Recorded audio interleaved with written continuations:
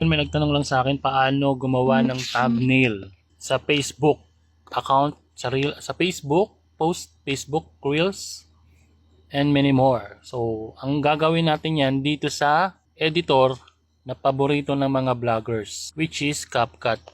So, yung iba sa inyo di pa to alam gamitin. Turo ko na rin sa inyo yung mga basic na ginagamit natin dito. So, click mo lang new project pag meron ka na yan, new project.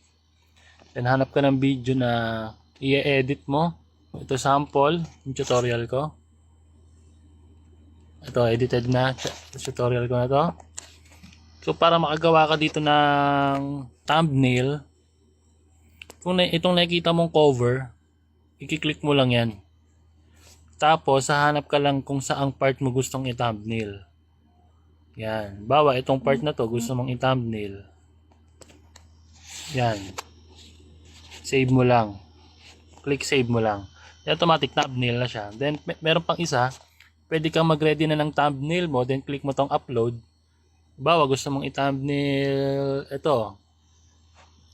Ba? So